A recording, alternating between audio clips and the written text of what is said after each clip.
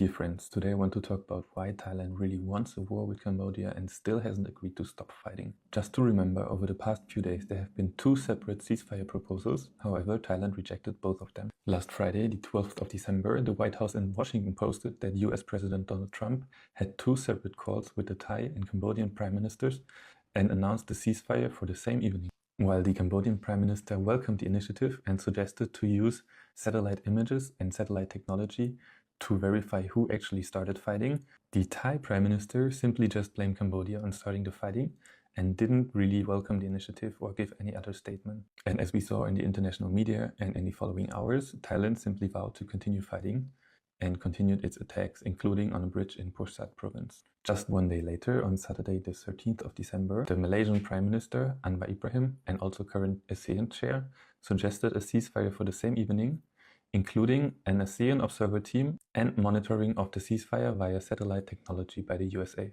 While Cambodia again welcomed the ceasefire proposal and voiced its support, the Thai Prime Minister simply rejected it and said he hadn't agreed to it. If you remember the fighting earlier in July this year, this is a very common pattern which had already been occurred back then. There have been repeated ceasefire calls and appeals, but Thailand was always reluctant to actually agree. However, this time the Thai Prime Minister already early on in the conflict said he would not easily give in to ceasefire proposals, and when a reporter asked him about the ceasefire agreement which was signed in July and then in October, he simply said, quote, "I don't remember that anymore." And after those two ceasefire proposals just this weekend, he also said, "Right now, Thailand doesn't need to listen to anyone anymore.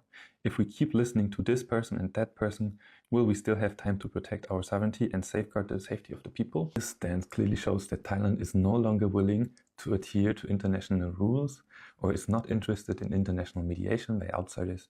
And it also had already before insisted on solving the conflict bilaterally, and now it seems it insists on solving the conflict through war. What's also interesting is that the Thai Prime Minister, who's actually just an interim Prime Minister, stepped down only a few days after the conflict began, which means that there need to be new elections in Thailand within 2 months latest. And as we already shared before, this step was already announced in the biggest German news, Tagesschau, by a political analyst who said that it is very likely that the Thai Prime Minister will soon step down as Prime Minister and call for election. The ultimate goal here for the Thai Prime Minister is to portray himself as a defender of the country, of the sovereignty, and thus to increase his popularity and increase his chances of being elected as permanent Prime Minister. Because currently his popularity has decreased sharply, especially since the most recent floods, which was said he failed to manage efficiently, and also due to international criticism in relation to the SEA Games, which have had quite some challenges in the organization. His initial popularity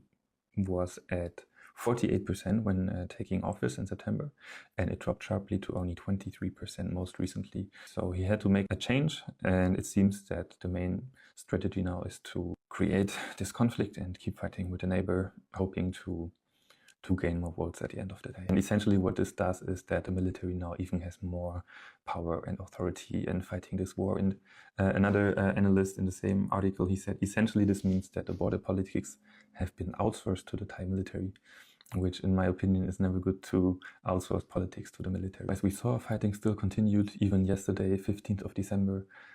Thai fighter jets, F-16 jets, flew attacks and destroyed another bridge, this time even in Siem Reap province, so the attacks are going further and further inwards to the country. Even worse, so this attack took place only 5 minutes from a camp of displaced people, who then also fled in panic again. And not only that, but also previously the Thai military has also targeted temples, including Preah Vihear, which is recognized as UNESCO World Heritage, and also a direct attack on Thakrobai temple, essentially destroying it entirely. And what stands out here is that originally the conflict resolved around those temples and who they belong to. So if Thailand really has such an attachment to the temples and then cannot get them, does that mean you really destroy them just so nobody can have them? Or does that mean that the conflict was about something else in the end if you just destroy what you're fighting for? So to the Thai Prime Minister, the Thai Defense Minister, the Thai military, I just want to ask, how long do you want to continue this war? And I also want to ask, how strong do you think you are when you are brave enough to reject ceasefire proposals by the USA, by ASEAN?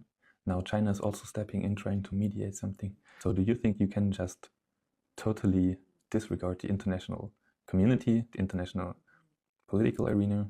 And at the end of the day, this certainly damages your image and your reputation worldwide.